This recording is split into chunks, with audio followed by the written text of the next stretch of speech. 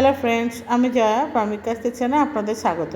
আজকে আমি একটা নতুন রেসিপি নিয়ে এসেছি, আপনারা শেষ পর্যন্ত দেখুন, আশা করছি ভালো লাগবে। আর এখানে দেখে বুঝতেই পাচ্ছেন যে আমি কী রান্না করতে চলেছি।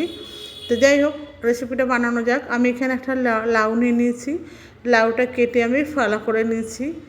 নিয়ে এবার আমি এগুলোকে একটা পাত্রে জল নিয়ে ভালো করে আমি এগুলোকে ধুয়ে ওয়াশ করে নেব। এই যে জলের মধ্যে আমি ডুবিয়ে ভালো করে ধুয়ে নিচ্ছি। এইভাবে আমি চটকে চটকে ভালো করে ধুয়ে নিচ্ছি, কেন লাউ আগে থেকে ধুয়ে নিতে হয়। লাউ ধোয়ার পর, এই কাটার পর যদি ধোয়া হয় তাহলে লাউ থেকে প্রচুর পরিমাণে জল বেরোবে। এবার আমি লাউটাকে ভালো করে খোসা ছাড়িয়ে নেব। এইভাবে ভালো করে খোসা ছাড়িয়ে নিচ্ছি। নতুন বন্ধুরা যারা আছেন, আমার চ্যানেলটাকে যদি সাবস্ক্রাইব না করে থাকেন, আমার ভিডিওটা দেখছেন, তাহলে আমার চ্যানেলটাকে অতি অবশ্যই সাবস্ক্রাইব করে নেবেন এবং পাশে থাকা বেল আইকনটা অতি অবশ্যই প্রেস করে দেবেন, যাতে আমি যখন কোনো নতুন রেসিপি আপলোড করব সবার প্রথম আপনাদের কাছে পৌঁছায়।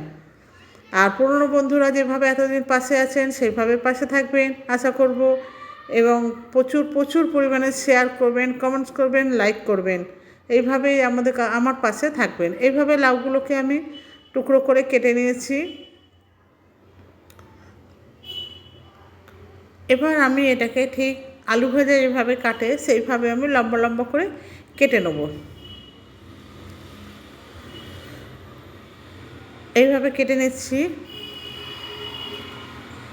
পুরনো বন্ধুদের জন্য রইল আমার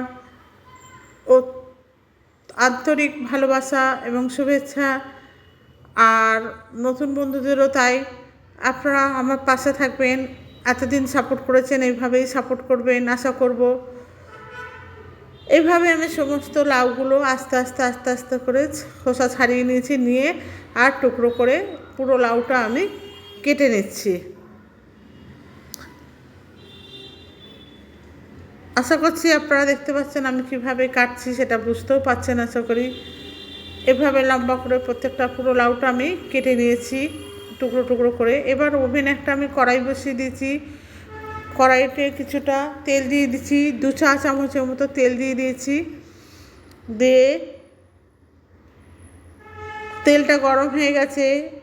এবার আমি এখানে দিয়ে দেবো কিছুটা বড়িগুলোকে আমি ভেজে ভালো করে তুলে নেব।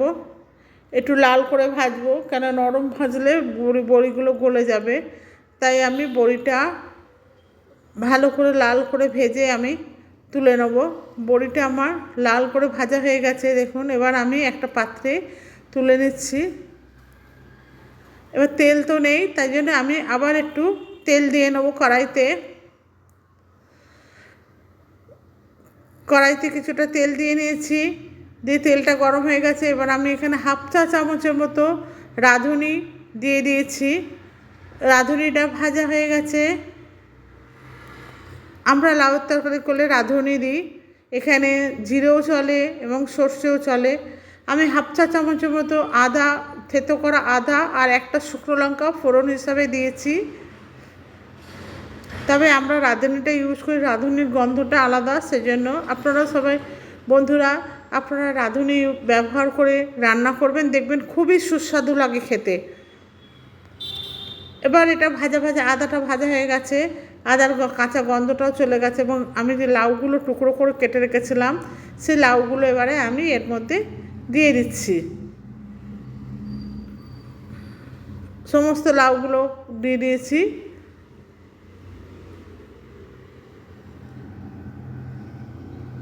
এবার আমি এখানে স্বাদ মতো লবণ দিয়ে দিলাম।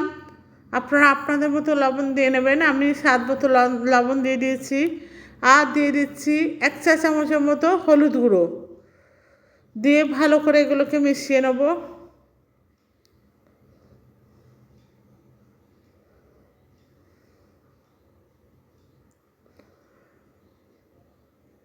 এবার আমি এখানে একটা ঢাকনা দেবো। ঢাকনা দিয়ে আমি এটাকে ভালো করে ঢেকে দেবো। ঢাকনাটা খুলে দেখুন বন্ধুরা কত জল বেরিয়েছে।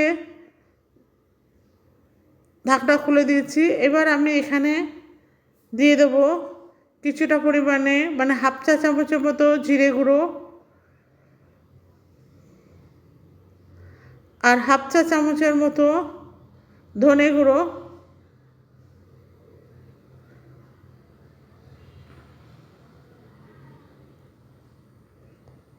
দিয়ে ভালো করে আমি এটাকে মিশিয়ে নেব, নেড়ে চেড়ে ভালো করে মিশিয়ে নেব।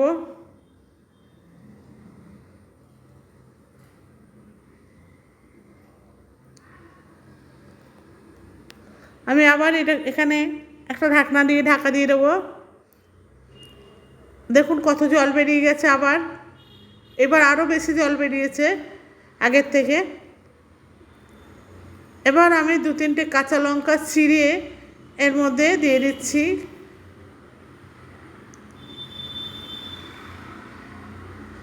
দিয়ে ভালো করে মিশিয়ে নিচ্ছি। আমি আবার ঢাকনা দিয়ে ঢেকে দেবো।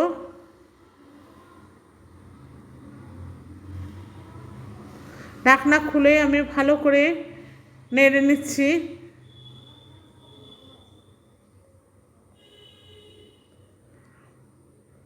এবার আমি যখন অর্ধেকটা জল শুকিয়ে গেছে তখন আমি বড়িগুলোকে এর মধ্যে দিয়ে দিলাম, দিয়ে ভালো করে নেড়ে চেড়ে মিশিয়ে দিচ্ছি।